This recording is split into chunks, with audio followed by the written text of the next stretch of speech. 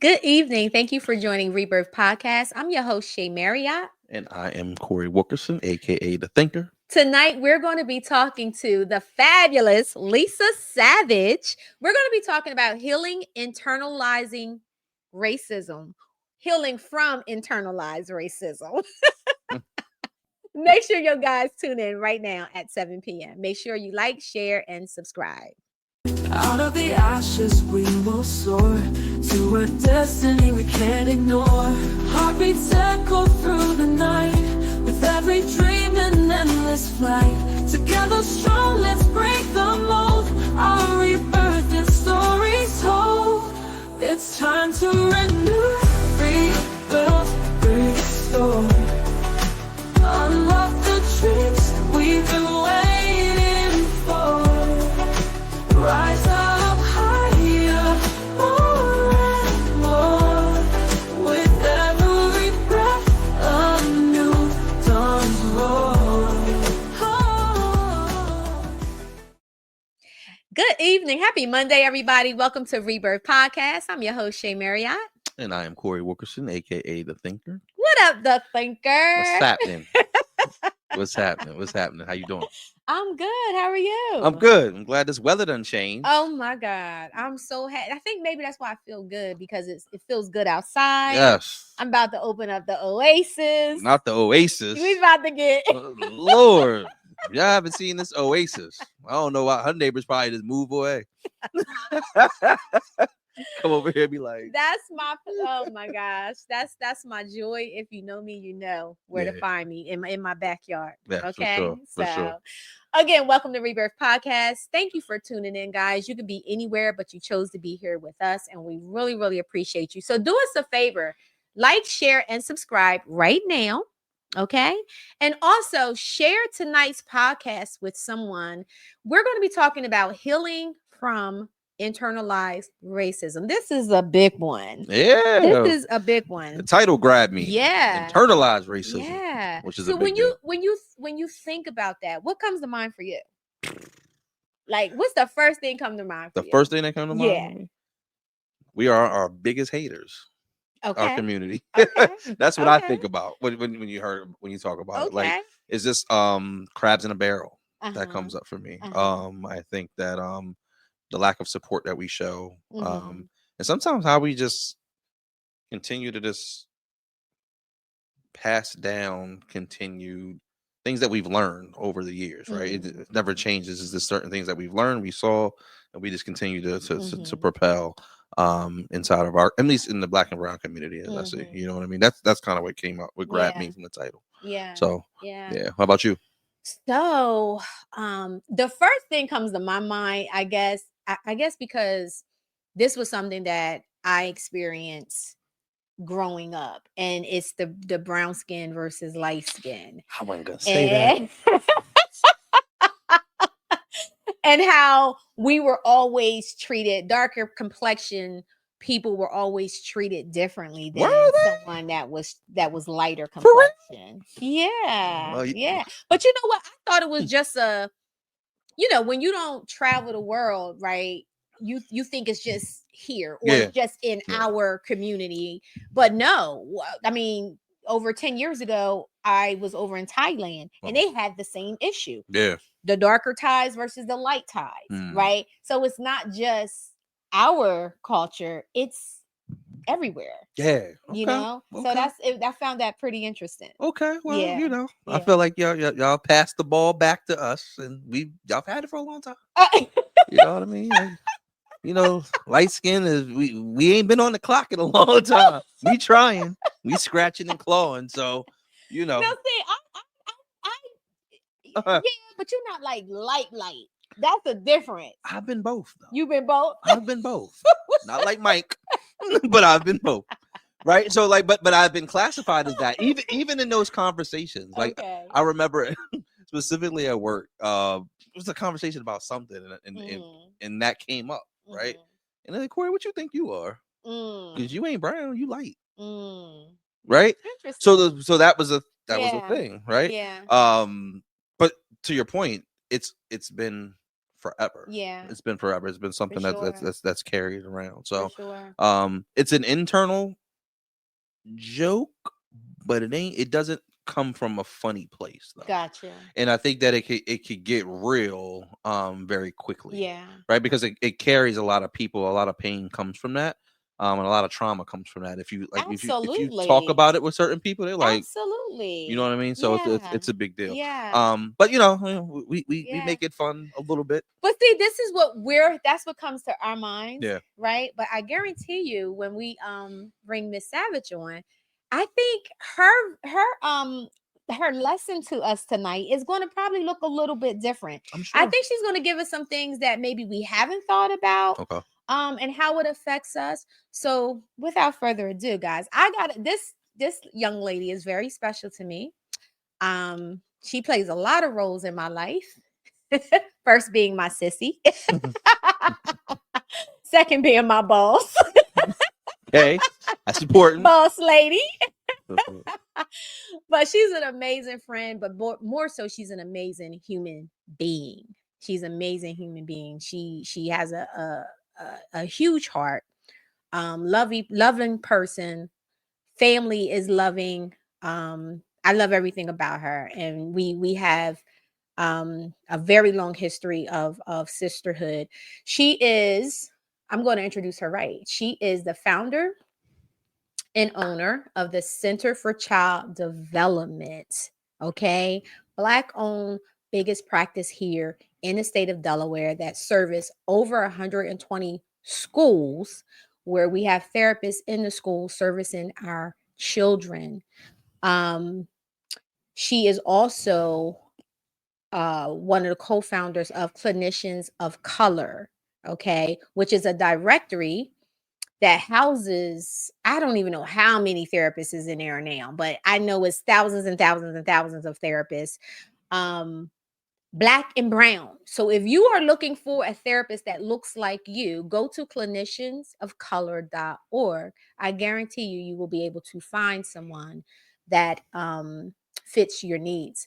So there's no excuse. There's absolutely no excuse. And Lisa is definitely, she's the founder of that. And Lisa wears so many hats. She's just an amazing person. So without further ado, please welcome Lisa Savage to the Rebirth Podcast. Hello. Hi, Shea and Corey. It's a pleasure to be back with y'all tonight. And thank you for that introduction, Shea. Yes, ma'am. You're right. You're getting up there with Shannon Sharp in his introduction. I love Shea. Right, literally. How you doing, love? I am good. I was telling Corey before you came down, I was trying to get some work done between coming on here. And as you know, Shea, our work just never ends. We work around the clock 7 days a week. But I'm thankful to take some time tonight and join you all and talk about this important topic. Yes, I appreciate you coming on. So listen, Lisa, I know you heard Corey and I's little banter about what we consider to be internalized racism. Yeah. However, I know what you're about to say is so much profound. I feel like I'm about to go to the principal's office. Now, I heard what you wrote on that paper. I feel like I went into Claire Huxtable's room. You know when Claire goes in the room? What you write on this paper, Denise? Exactly. Right. So please tell us what your definition of internalized racism and I think you both hit on it. I do. I think it's y'all did. Y'all touched on it. So it's when Black and brown communities, but tonight for the sake of this show, we're going to focus on Black communities. It's when Black communities, and like you said, Shea, this is pervasive in all Black and brown communities, no matter where you are in this world. If you are a Black or brown person, you have faced internalized racism. And it's when we as Black people internalize the negative thoughts, feelings, pervasive comments from the broader society, meaning white folks. Internalized racism began, oh my goodness, back during slavery times, maybe even before then. But definitely it started very prevalently during the slavery times. It was when masters, enslavers treated Black people who looked more closer to white than Black, Mhm. who had Black features, treated the ones who had white features um, differently, and in some cases better. That is not to say that um, lighter skinned Black folks were treated like royalty, but they were given certain favors because of their light skin. In this society, because of white supremacy and white superiority, that's been held up as the ideal. This is what you should look like. Mhm. This is how you should Mhm. act. This is how you should live. And as Black people, we have internalized that to the point where we have lost our own sense of identity. Mm. We have, we sometimes feel ashamed of our own cultures. Mhm. It impacts how we see ourselves. And the reason this is important to me is because children, it's important to me because what I'm seeing is it's being passed down from the next generation to the next generation to the next generation. It's not, it may be somewhat better, but Yeah. it's, you can still hear me. Okay. So it's not completely gone. And what I mean when I say that is that there are, I'll talk to young kids all the time, and I'll hear stories of them saying things like, well, I'm not pretty because I'm dark skinned, or I'm not pretty because Mhm. my hair is kinky, my hair isn't straight. And so when I hear young people saying that in this day and age, it concerns me that it's still an issue that Black Yeah. communities are facing, and we're not dealing with it squarely. We are continuing to perpetuate it such that our kids are now continuing to internalize their own racism. Right. Right. And it is very sad. It really is very sad, especially when you Yeah. hear it from the children, when you see that in the Yeah. child. Yeah, for I sure. was talking to a beautiful, beautiful young Black woman, 25 years old, a couple of weeks ago, and she said, and she's just beautiful. She's got long hair, um, Mhm. and she said to me, "I wish that my hair was naturally straight." I was like, "What are you talking Mm. about?" And it's because she grew up in a predominantly white culture where girls had long, straight hair. Her hair Mhm. has, I wouldn't necessarily call it kinky, although we can't think of kinky as being negative because I wear my hair kinky. Mhm. Um, Mhm. but she does not want any curl texture to her hair at all. And she'll say to me, Okay. "It's not because I want to look white," when in reality, it is. She It wants to be is. more accepted by the predominant culture. And that really is the basis of Mhm. internalized racism, is the desire to fit in and to be acceptable by the predominant culture.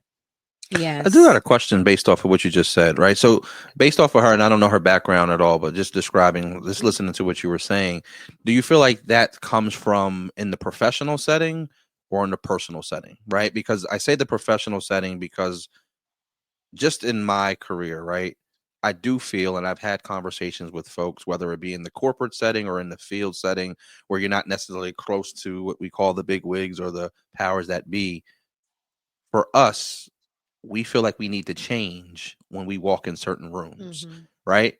And you don't Yeah. want to, as a woman, I would imagine, I've heard them say, like, I don't want to have to explain why my hair's in braids, Yeah. why it's short Yeah. today and on Thursday it's long, or Mhm. why Hmm. it's in locks versus why it's straight, right? So Hmm. is that happening in the professional setting where we feel like that, or they feel like that, or more so? And honestly, for men, because men are doing a lot of different things with their hair. Not, With men's have I try to locks as change well. minds up, but it doesn't work. You But but I think that also in the professional setting, I understand it because you see it, Mhm. right? And Hmm. or people want to touch your hair, right? Hmm. That's a big Hmm. trigger, right? Those Um, Yeah. microaggressions. yeah, right. So can you Yeah. talk There you about go. that a little bit? I think it's both, Corey. I think it comes from personal settings and it comes from professional settings. It starts Mhm. probably in personal settings where we are taught to look a certain way, talk a certain way, act a certain way. And when we enter into professional settings, we acquiesce to what we think the corporate world Mhm. or our work environment wants us to look like. And that's because, again, the standards are set for us that really we don't fit into. So, for example, I remember years ago when I first started working in Delaware, I had my hair in braids. And I was literally afraid to go on my job interview because I was thinking, what are they going to think of this dark skinned Black woman coming in with her hair in braids? And then I decided, you know what? This is how I wear my hair. I don't know that white women go through the same types of gyrations about how they're wearing their hair and the fear of going on an interview because they look, quote unquote, too ethnic. It's an issue for us as Black people. But as long as we continue to give into it, it's going to be an issue. When we decide, you know what? I'm gonna wear my hair just the way that it grows out of my head, kind of like me and Shay are. Yeah. And if somebody else has a problem with it, that's their problem. It's not my problem. Exactly. And that's how we conquered and get beyond this internalized racism is when we decide, you know what? That standard of beauty that you're holding up for me is not realistic. That is not me. I am who I am. Black women, a lot of Black women have curvy shapes, right?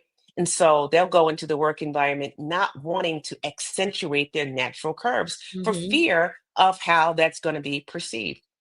I remember a job that I worked at back in Philadelphia. It was a handful of Black people, right? And so, when Black people work together in environments, we tend to kind of build community with each other. And so Right. there was this one Black woman who was from Alabama. She was older, probably a good 20 years older than me at the time. I was like 29 years old. And she did not like to be in community with other Black people in the work Wow. environment. So she was in a work environment and two or three of us were gathered. She would quickly exit. And she told me, I just don't want to be surrounded by a lot of Black people and have white people look at us and think that, we're talking or we're conspiring or we're doing whatever. But that had to do with her internalized racism growing Yep. up in Alabama, where it was extremely racist at one point, probably still is. She wanted to be perceived a certain way. She talked a certain way. It was very obvious that she had changed the way that she talked. It was like this. Like she wanted to talk very, very white.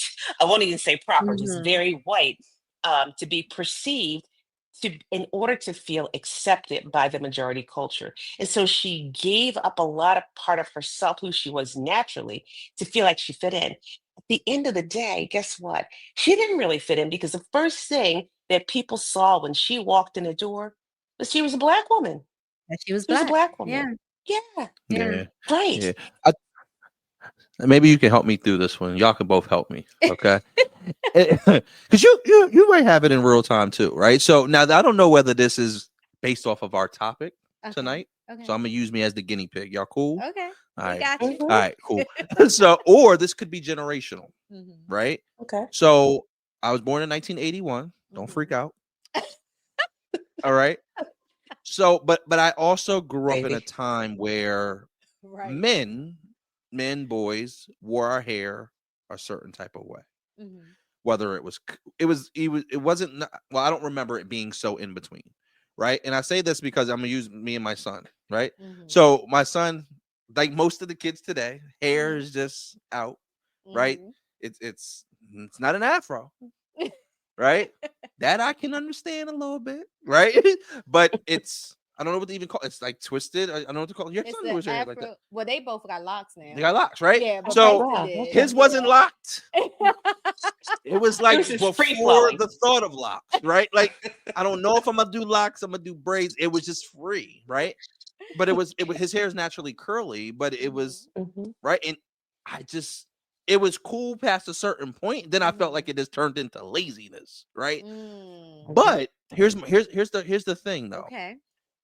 Then before he went to school, he started wanting to go on interviews for his job, right? And in my mind, I've interviewed thousands of people myself, and you always judge and you can't help it, but it's unconscious bias. When a person walks in the room, you see them before they introduce themselves. You see anything, right? So how did you look at your appearance? You look at all of those things, and whether you grade it on a high clip or not, you still see, right? So I should say to him, I'm like, what are you gonna do with your hair? Right? And he's like, what do you mean? And he used to be like, but aren't you gonna don't you want to cut it? Don't you want to shape it? Don't you want to trim it? And he was like, no. Right. So for me, you get a haircut, you look a certain type of way, but not the kids necessarily today. Yeah. So I remember saying to one Mm-hmm. of my friends, I was like, I wish he would just cut his hair, right? Mm-hmm. And it was part of it because everybody looked the same. Like all the kids would be outside. You're like, I don't know which Yeah. one's my son or not. Right. But also I'm thinking these people, whoever it is, are interviewing him for a role. Mhm. Are they prejudging him? Is this a reason why some of these things there's a delay? Mhm. Right? Because once you Sure. get past it, his personality is going to win you over. But I just thought maybe off his Yeah. hair. And my friend said, no, Yeah. just let him be naturally him. Mm-hmm. And Mhm. I had to kind of step Yeah. back and say, okay, Mm-hmm. right? Mhm. And granted, he was able to attain jobs and things like that. But my first thought was, they're not going to accept your hair looking all crazy and wild like Mm-hmm. that, right? Well, and that's a Um, reality, Corey. I there. mean, that is a Yeah. reality. But I think the extent that your son was like, no, I'm going to show up as who I am, Yeah. tells Yeah. me Yeah. that he has an internalized negativity that Black people, Black boys in particular, sometimes get about the way that they wear their hair. Mm-hmm. Locks are very, very common these days. And I like to see locks. I like to see locks on boys because it says, this is who I am, and Mm-hmm. this is how I'm showing up, and you either accept me or you don't. Now, obviously, in certain jobs, professions, there is the expectation that you're going to look a certain way.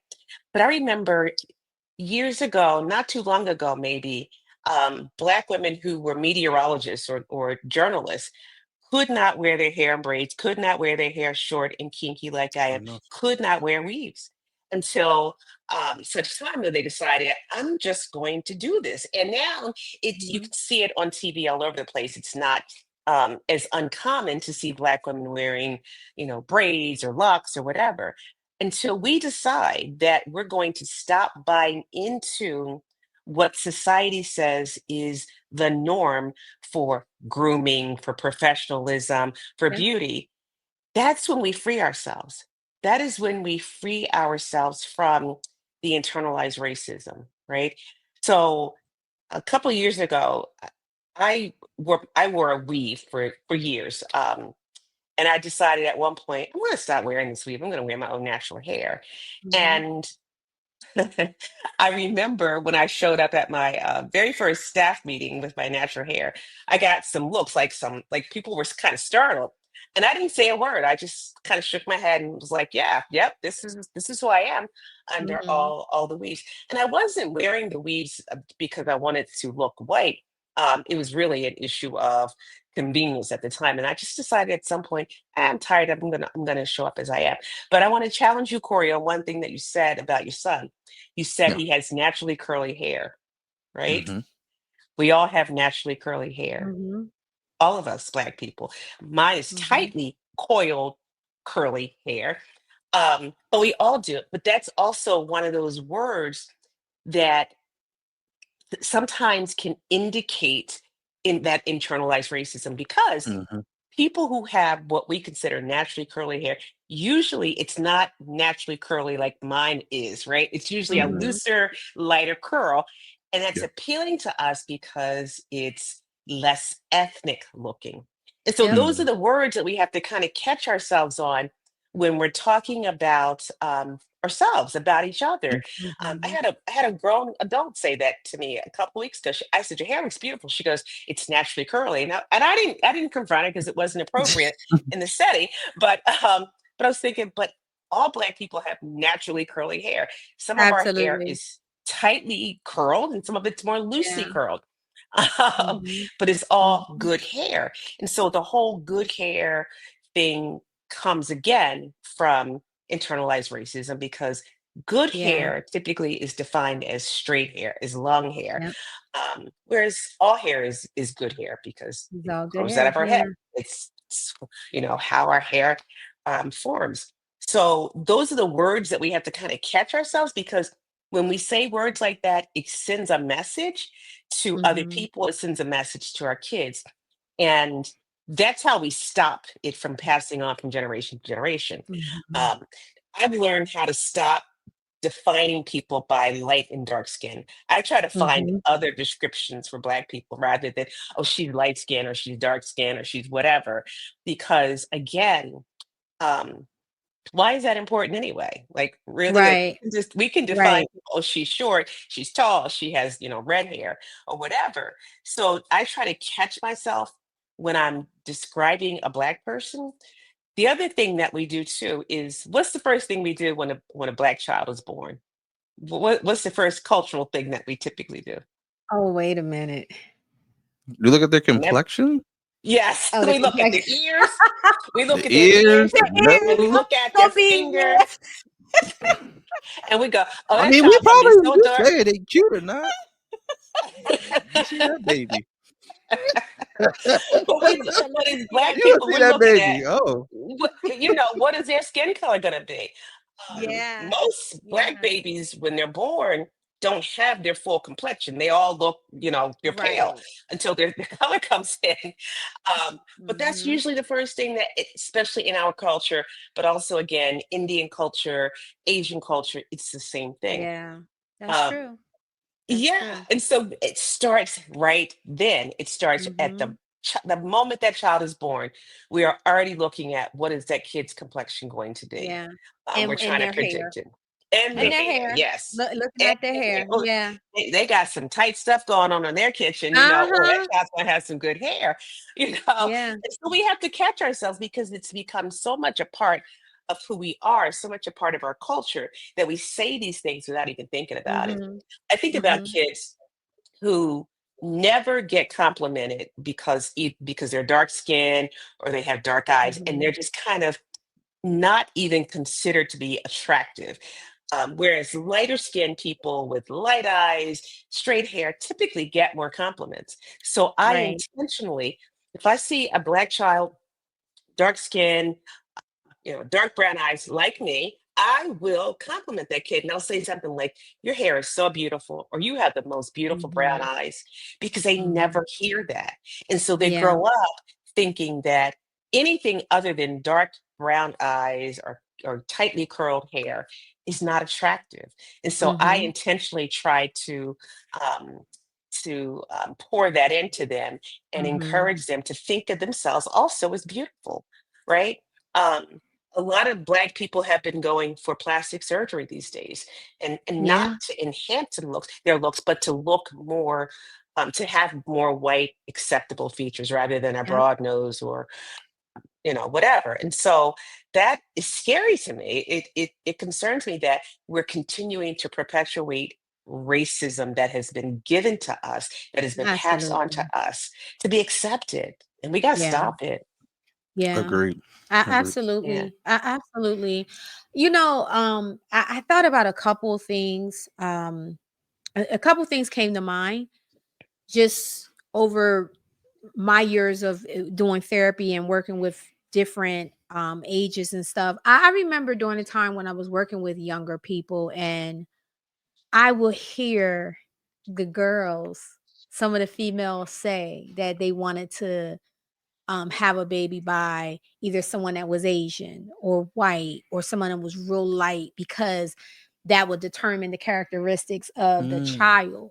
They didn't want to have, if it was you know, a brown skinned girl, she didn't want to have a baby by Yep. another brown skinned person. Wow. Yep. Um, I want my baby Yep. to have green eyes or good hair, right? So, Yep. Mm. Yep. so which I found Yep. it was very, very, I found that to be very sad. And then the other thing too was I grew up in an era, and I know this is very popular in Jamaica and Africa and different countries, but I grew up in an era where Ambi, black and white bleaching cream. Mm. These were Yep. things that Yep. was being Yep. used. And I'm thinking they're face creams, like Mhm. regular creams that you put on your moisturizers, Right. but it was something to make me lighter. And I Yep. didn't know that. Now, again, love my mom, all of that. We all she had Mhm. to unlearn some things, right? Yes. Because Yes.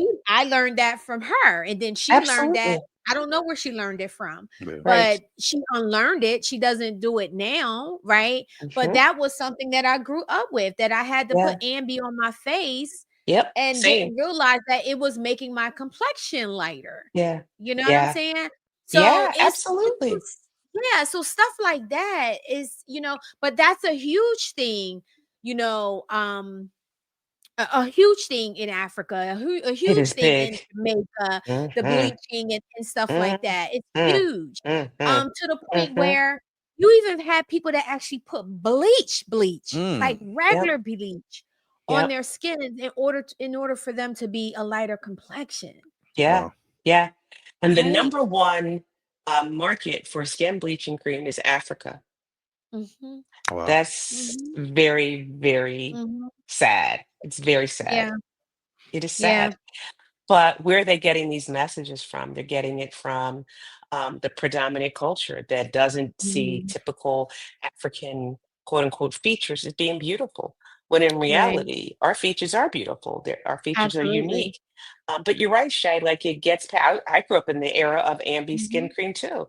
Didn't know mhm. what the heck it was. Kind of like you. Yeah, But it was passed down from my mom, who probably got it from her mom and her mom. And but you think about the messages, the subtle messages that that sends exactly. kids.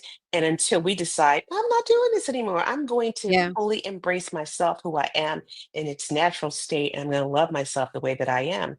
Mhm. Until we do that, we're going to hear our kids continue with this type of internalized racism, which is so damaging to us psychologically Yeah. and emotionally. Like I shared about the young girl earlier, who is absolutely drop dead gorgeous, who does not think of herself as being beautiful because her hair isn't straight like her peers, Mhm, who mhm, are all white. mhm. But she grew up in a predominantly white society, neighborhood, and went to a predominantly white school, went to a white college, and that was all she saw. And Yeah. her parents also are very color conscious. They're very color conscious and still are to this day, even though they see their daughter struggling with it. But they're very color conscious. Her Mhm. parents on her father's side, when she was born, her father's side of the family was very disappointed that she wasn't light skinned. I mean, Mm. imagine that. Beautiful. I mean, I'll show you a picture of her later on. Beautiful Wow. girl. You would not believe Wow. it. But they were kind of like, well, she's dark skinned. Yeah. It's crazy. Um, but you get those messages again. They start in your Mhm. younger years, and then they stay with you. And then you see the image of white girls on TV, and they're held up as being the Yep. beauty standard. Yep. Then it's like, okay, I don't look like them. I want to look like them. Let me get a nose job. Let me do this. Let me do that. Um, Mhm. and we forget who we are naturally, and we begin to dislike anybody who doesn't look like the images that we see on TV. Absolutely. Wow. Yeah. Yeah. So I'll dive in this a little bit, and I Go don't want the for it. producer over here to look at me crazy, right? Okay. But like, it's definitely resurfaced back into the entertainment world recently, Mhm. right? You think Mhm, about the Oscar mhm. speech. I think can't think of her last name. First name's Zoe, Yeah. right? And Alda they were mhm, talking about, forget the role that she played. Saladander, Yeah. something like mhm. that. Yeah, Mhm. and she Aldana. got up there, Mhm, she's thinking, and she didn't mention that she was black. She talked about her Dominican side, Mhm. and people had mhm, such an issue with that, right? Mhm. mhm, How could she speak about and how could she not, right? And that mhm. got into it. And then the bigger one for me, Mhm. and I get half of it, half of this rap battle with Kendrick and Drake, Oh, okay. Mm, right? So I get half mhm. of it from this is a rap battle and we're gonna go back and forth. Uh-huh. Uh-huh. But I think it crossed over in this generation today because of social media, because of how there's so much going on. It crossed over to Kendrick saying to Drake, "You're a colonizer Mm. because you not like Mm, us." mhm, mhm, Okay. So mhm. his mom is Jewish, Mhm. white woman, his dad Yeah. is black, Mhm, Mhm. right? And what it caused for people to start doing is to looking at him and saying, "You not like us." Mhm. Right? Deeper than that, because now you have taken our genre of music and made it your own, Mhm. right? And think about that, right? So now it's really perpetuated the dark skin, light skin, Yeah. right? Yeah. mhm, His reality mhm. It's versus true. our reality, right? Yeah. How you grew up versus how I grew up. So Right. your experience and how you grew up and my experience doesn't mean that I'm bad or worse, Mhm. but now Right. just Or because less I did, black. or just less black, right? Right. Right. Um, and how Yeah. that has Yep. ballooned into now everybody is this is a common conversation to Mhm. the point now where we dive deeper into this rap battle, right? Mhm. And Drake has said things about Kendrick, and Kendrick has said things about Drake. But now it's gotten to the place, at least for me, they're not laughing with us; they're laughing at us now. Mm. If you Mm-hmm. can get Mm-hmm. on a stage on the Super Bowl in front of all of these people and call me a pedophile, Mhm. and that's funny, it's not funny. Mhm. Or you get on now the Oscars where what's his name? Oh my god, the host of the Oscars, Oh, Conan O'Brien? Conan O'Brien, right? Yeah. And he gets up there and he says, all right, well, we're halfway through the show. I guess it's time for Kendrick to come out and call Drake a Right. pedophile. Right. Mm-hmm. I saw. And for me, I didn't find it funny Yeah. because to Mm-hmm. me, Not. it crossed to the place where we're not laughing at each other like this whole thing. Right. They're They laughing don't at us. understand our culture for where that Right. is a thing, right? Right. Right. And then it placed it up Excellent there point. now with Mm-hmm. the N word. Yeah. Yep. Now you're normalizing pedophilia Mhm. to Mm-hmm. the point where you can just go on stage, say it, and people just move on. Everybody's laughing, Right. right? Until it taps on their door. Mhm. Right, and Mm-hmm. then you take it to the Diddy piece, and then so Mm-hmm. like there's something going on inside of our culture also Mhm. where we are not looking at whether it's truth, whether we're not taking the time to say, all right, well, Mm-hmm. this is starting to feel a little funny, Mhm. right? Mm-hmm. And I got back to like Mm-hmm. Dave Chappelle. When Dave Chappelle took that long hiatus from the Chappelle show, Right. he said, I felt like the content that I was doing was cool, but I felt like they were laughing at me Yes. versus laughing. Mm-hmm. So I think that we Mm-hmm. have to definitely, and I get it. Yep. Like people will get online, and I'm a Drake fan, so people, they come at Mhm. me. But there has to be a point to your point where we have to start to say, all right, y'all, Mhm.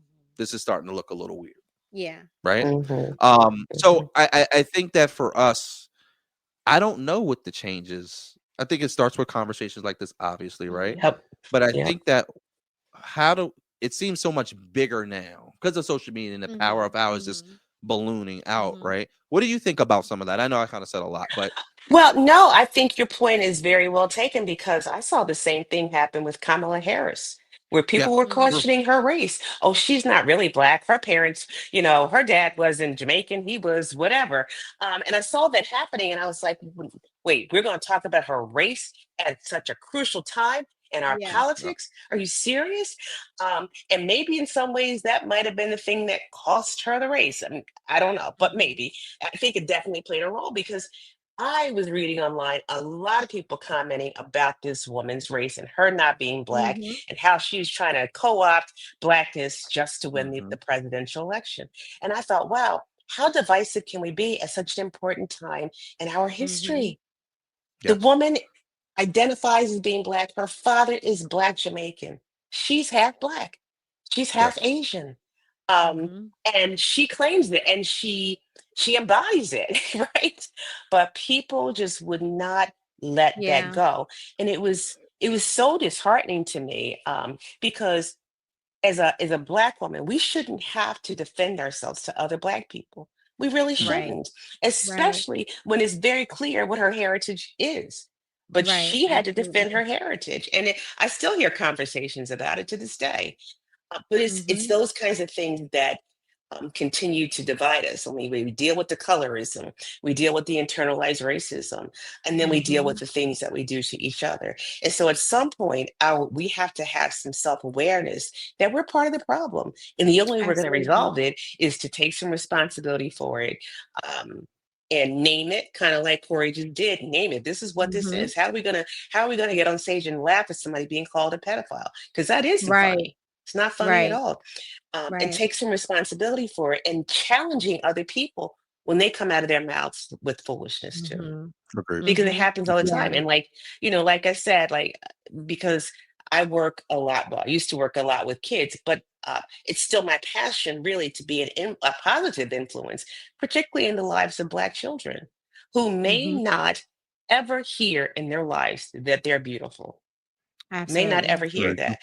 So my husband, who is a lighter, who's light skinned, he said to me that he recognized when he was growing up that he got more attention than a darker skinned black kid. Mhm.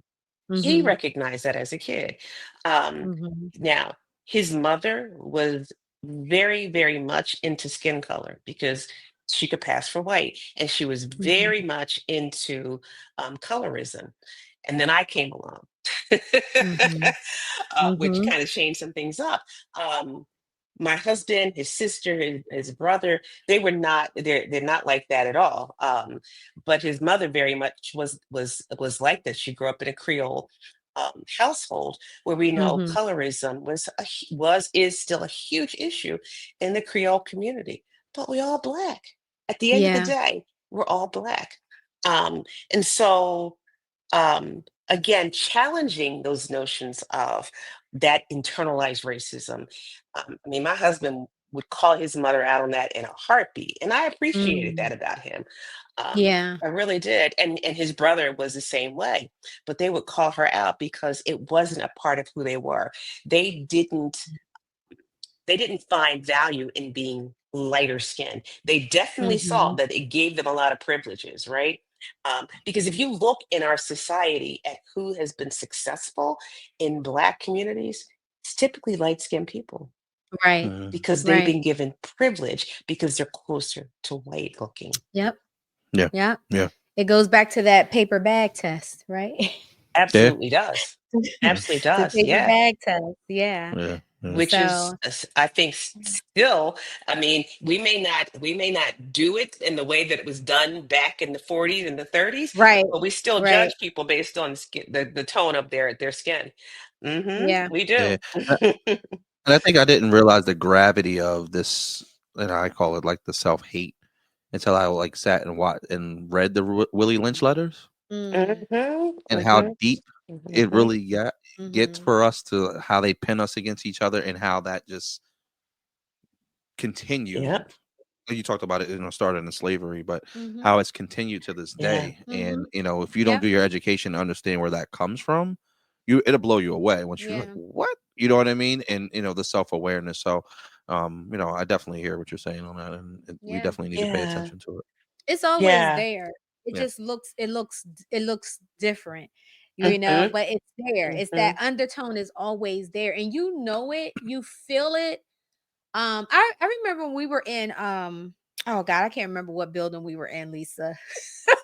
I can't um, remember what building we were in because the Commonwealth Building, it might have been the the Commonwealth building, but okay. I think so. I think it was the Commonwealth building.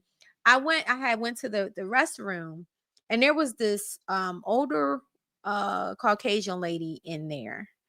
She had to be back probably in her 80s, and she was a teacher, and she made it clear that Mm, she was a teacher and mhm, she wanted to let me know. mhm, So I'm washing my hands, and the mirror is there, and she's looking at me. I could see this woman looking at me, and I'm looking mhm. up, and I said, "Hi, how are you?" I greet her. And she says, "Well, I'm fine." And she says, "I was just sitting here looking at you, and you are so beautiful for a color." Oh, Oh my gosh, Shay. Oh my gosh. For And a I was just colored. like, did she just get me? for a color, Did she just not color. Wow. Wow. So I had to like gather myself, right? And I realized I never broke my smile. I was still smiling. And I Mhm, said to her, and I said, "Oh, okay." I said, "Well, thank you." And I said, "I don't think we use that word anymore, but okay. And she says, "Oh, I'm so sorry." And that's how I knew she was a teacher. So she went through that Ah, whole thing. And mhm, I'm sharing this because I was standing there, and I could have gotten offended. I could have cussed the lady mhm, out. I could have walked mhm, out. But I mhm, leaned into it, and I found it to be a learning opportunity mhm, for me, mhm. and how she sees the world. Yeah. Because Yeah. in her own mind, because what she went to say after that was, "I used to love teaching and helping the coloreds and helping them in their class, and that's my Mm, passion, is working with, and mm, oh, I'm sorry, mm. I'm sorry. You said not don't say colored anymore." Well, what should I be saying? Should I say African Americans? Should I Oh, say good black? Lord, lady. And what I said to her was, I said, "I don't feel that it's my place to teach you that." Good for I you. think that if this Good is for something that you. you really want to learn about Yeah. and know what's appropriate, I think that Mm-hmm. you should read up on that and you should figure out Mm-hmm. what's appropriate to say. But I'm not going to teach you how to Yep. treat Black people. Like That's right. It's you need not your to, job. yeah, Good it's for not my you. job to do that, right? Good for you. So, that experience for me, number one, it reminded me that, you know, is as kind as she was and as kind as Mm-hmm. she thought she was being, that Mm-hmm. that microaggression, which that became big during Yeah. COVID era. Yeah. Everybody was talking about the small microaggressions that we deal with. I don't know why that became Mm-hmm. so big during COVID. That was interesting. During the pandemic, it I just think became it a lot. was, yeah, yeah, yeah. Well, maybe because we were sitting around, we had nothing else to do but think about things. I don't know. Right, exactly. Exactly. But it just reminded me that, yo, like it's still here. It's Yeah, it's for sure. it's very much alive, and of course she was Caucasian, Yeah. but you have our own people Mm-hmm. that as soon as they see somebody Black walking past them, they will lock their car door. Yeah. They will lock Yes. their car There you door. I'm go. like, dog, There they you go. just That's the they just internalized like racism. you. Yep. What are You you got it. locking your car for? Yep. You know? Yep. So it's Yep. it's serious. It's deep. It's there. So how do we begin to heal from that? And I know you said call a thing, like Yep. name it. So Call it that's out, step one. name it, Mm-hmm. and also recognize it in ourselves. Like all of us, Mm-hmm. me, still have that as part of us. And Mm-hmm. so being self-aware of even our own thoughts, our own feelings, our own reactions. Walking down the street the other day, and I live in the city of Baltimore, so I'm always vigilant. But walking down the street and walking toward me was a young Black kid with a hoodie on.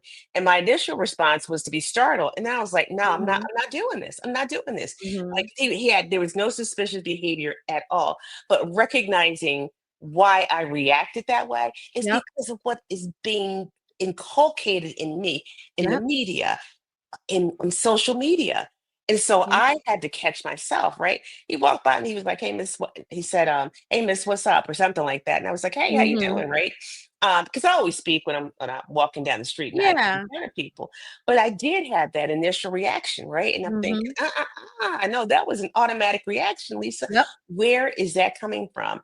And I try to call it out my neighbors too. I live in a white area, mostly white area, but I try to call it out to them when they're posting on social media. Oh, I saw these three African American guys walking down the street with hoodies on. And I mean, they're allowed to do that. Exactly. Um, Exactly. so recognizing it in ourselves, calling it out in other people, and Mm-hmm. changing our conversation that we have with Yeah. kids in particular, changing our conversation that we have with ourselves, really looking at ourselves and embracing who we are, the dark skin, the broad features, Mm-hmm. the curvy shape, whatever it is, embracing that, not looking at um, what media portrays as being Mm-hmm. beautiful, and finding images of people that look like us that we Yeah. consider beautiful and Yeah. displaying them to kids, having artwork in our houses and our offices that Mm-hmm. display Black beauty in different Yes. hues, different tones, different hairstyles, Yeah. because Black people span, the spectrum of skin tone. It could be very, very light to Yep. super, super dark. And everywhere in between, we're beautiful and embrace the Absolutely. fullness of our beauty, Mhm. rather than deciding that because that person, and it's not always conscious, but we can look at somebody who might be lighter skin, long hair, green eyes, whatever, and go, that Mhm. person is beautiful. Why? What makes that person beautiful? Mhm. Again, Shay, I know you saw this when you were growing up too, but a light skinned girl could be super unattractive, but the guys would Mhm. be flocking to her because she was light 'Cause she's skinned. light And skinned, long hair. right, Yep. there you go. There Yep. you Yeah. go. Absolutely. Yeah, yeah, Yeah. and we still see it in our sports stars. Who are they Mhm. predominantly marrying? They're marrying Mhm. white women. What does that say to Black women? Oh, we're not good Right. enough for you to marry when you become Right. successful. Right. That's why I love it when I see a sports star with a Black woman, um, Right. because the message that we get often is, oh, I'm successful now, I'm gonna get me a white girl, as if she Mhm. is the prize, as if she is the prize. Exactly. Um, Exactly. whereas Yeah. me and Shay, we are the prize. People who look like Right? us are the prize. Period. Exactly. And we gotta start, and thank you, Corey. We gotta start infusing that in our own minds, but Yes. also that in the minds of people that we come in contact with. And again, my passion is for children and adolescents. But there are some adults that need to be schooled as well. Like my mother-in-law needed to be Absolutely. schooled. Yeah. Yeah. Yeah. Absolutely. And we also have to realize too that some of our elders, they still struggle with a lot of the Very much hurt so. and pain of Thank that. you. And Yeah. unfortunately, it may not change for them, Yeah. right? It may not Right. change. And Right. I say this because I do have someone in my family that she's in her 80s, but Mm. she will look at me and she will look at my mom and she will say, "Y'all are so pretty. Y'all have white people's features." Mm. Mm. And for herself, Mhm. she just says, Mm. "I don't like my big mouth," or "I don't like it." And So it's so painful. hurtful. It is so Yeah. hurtful to hear her talk about herself that Oh, way. wow, And I Shay. always try to change her words and say, "Hey, you're Mhm. beautiful too. And I don't have white people's features. I have, Yeah. I have features." Features. Yeah. Yeah. Yeah. Exactly, Yeah. exactly. Like, It's how and you were born.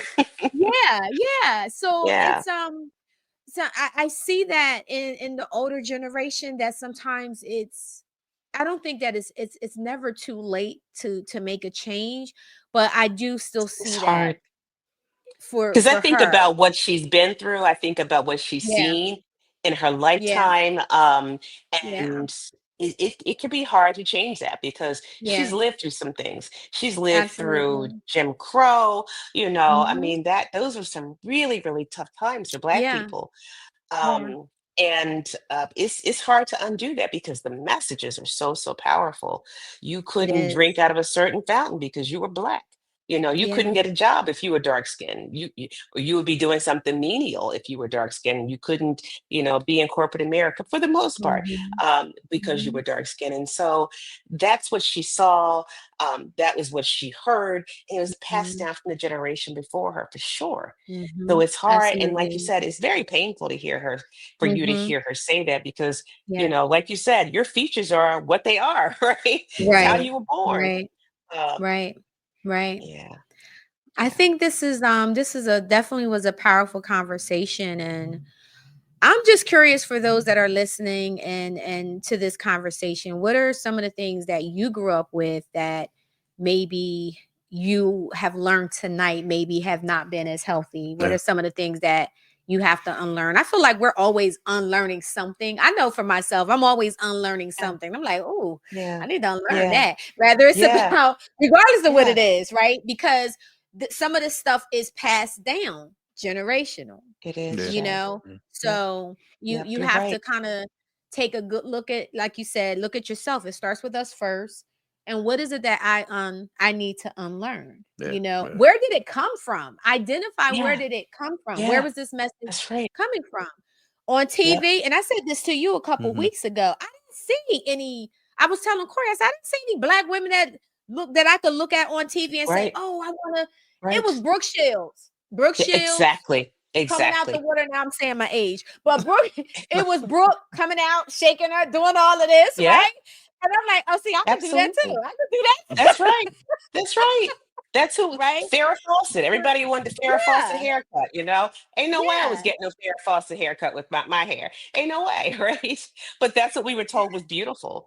And That's what so we were because we didn't told was we had beautiful. very few models that looked like, Yeah, dark skinned women with kinky hair. I just yeah. want to end with a poet. Um, Okay. a quick excerpt from James Baldwin. Oh, I He love him. said, "Yeah, it took many years of vomiting up all the filth I had been taught about myself and half Mm. believe before I was able to walk on this earth, all as though I had a right to be here."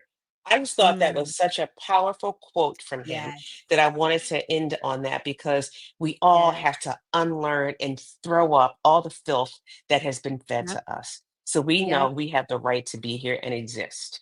And we don't have to look a certain Absolutely. way. We don't have to talk a certain way. We can be who we are, and let other Yes. people be uncomfortable with who we are rather than the Yep. opposite.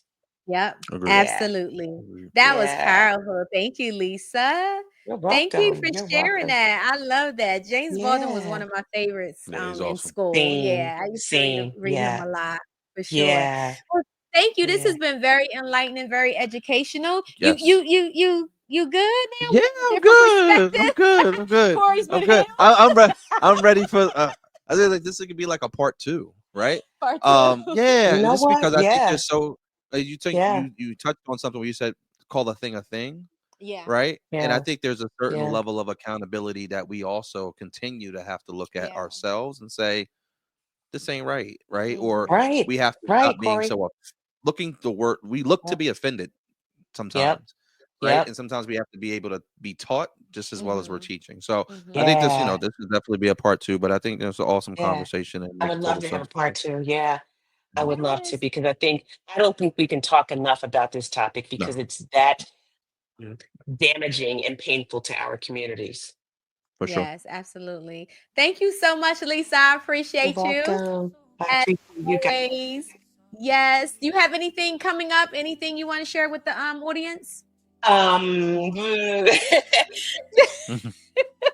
If anything, maybe Well, our guys, mommy burnout. We could talk about our mommy burnout at that's some right. point. Yes. Yeah. Yes. Yeah. Yeah. Mommy That's burnout. in April. That's in April, right? Is That's the April? hope, is that it will start in April. Yep. You got it. Okay. Yep. Okay. So I'll Yes. come back So on and make talk sure about you mommy guys. burnout. Yeah, we're gonna have you come back on too, and I'd love to. Simone as well. Maybe we'll do that a whole. Yeah. Yeah, we'll do a whole. Have her on Love and it. you on as well. That Yeah. works. So what she's speaking about is the Center for Child Development. We're going to be doing some groups called Mommy Burnout. So stay tuned for that. You'll be hearing more about that on here on Rebirth, as well as the social media pages for the Center for Child Development. So I think this is needed, because there's a lot of moms that's burned out, regardless of what age child, because they still burn you out even when they older. Absolutely. Absolutely. Amen. So yeah, so we're looking forward to that. As soon as we get the graphics and all of that up, you'll be getting that information here on Rebirth Podcast as to how you can sign up, when we're going to be holding the groups. So we'll keep you informed. So Lisa, thank you so much again for taking time to talk with us tonight. We appreciate you. I love you. You know that. I love you. I love you Thank too. you. Thank you. Thank I you. love you. Love you. You're welcome, Corey. So, Good to see you. all right. Enjoy the rest of your night. Okay. You guys do the same. Bye-bye. Thank you. Bye-bye. Bye-bye. So guys, there you have it. Very That was a good good show. conversation. Yeah, Very yeah, good yeah. conversation. Needed, very much needed. Healing from internalized racism. Yeah. This is a time to do, a self-check. Yeah, for sure. What is it that you need to unlearn? What is it that you need to heal from? We are in the season of healing on Rebirth Podcast. Absolutely. So make sure you tune in every Monday night at 7 p.m. Please subscribe. Go to YouTube right now and subscribe to our podcast, so you are notified every time we have a new episode or what's coming down the line. Yes. And if you would like to be a guest on the Rebirth Podcast, go to info@rebirthlive@gmail.com. Anything else from you? No, I think that was an awesome topic. And I think, there's a lot of unconscious bias as well as conscious bias that we have to pay attention to. And what a time like 2025 to do it. Yes. Because we definitely need Yes. us for the Yes, next yes, 3.5 years. Yes. Right? Hallelujah. Yeah, for sure.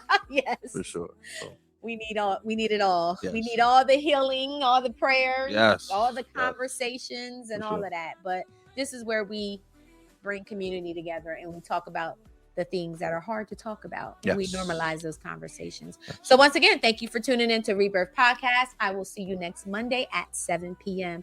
Please have a blessed week. Peace.